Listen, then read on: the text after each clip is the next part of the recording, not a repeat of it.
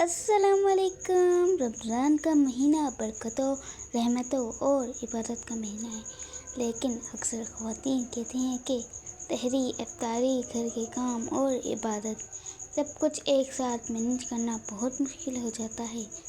آج کی اس ویڈیو میں ہم سیکھیں گے رمضان میں بہترین ٹائم مینجمنٹ تاکہ نہ تھکن ہو، نہ پریشانی اور عبادت بھی پوری ہو۔ سحری کی روٹین۔ سب سے پہلے سحری کا صحیح پلان بنائیں۔ سحری سے 1 گھنٹے پہلے اٹھیں، ہلکی اور صحت مند سحری تیار کریں، بہت زیادہ بھاری کھانے سے پرہیز کریں۔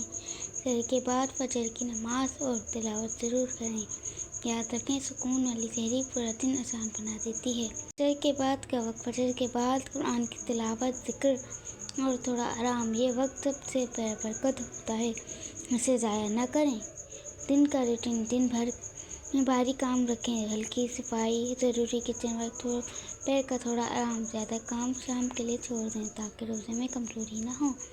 افطاری کی تیاری۔ افطاری سے 1.5 سے 2 گھنٹے پہلے تیاری شروع کریں۔ سادہ اور صحت مند افطاری بنائیں، بہت زیادہ آئٹمز بنانے سے بچیں، جلدی کام نمٹا کر دعا میں وقت دیں۔ افطاری کے وقت پانی اور دعا، یہی سنت ہے۔ تراویح اور رات کا مغرب، عشاء اور تراویح کی نماز، تھوڑا سا کچن سمیٹنا، اگلے دن کی سحری کی ہلکی تیاری اور پھر آرام۔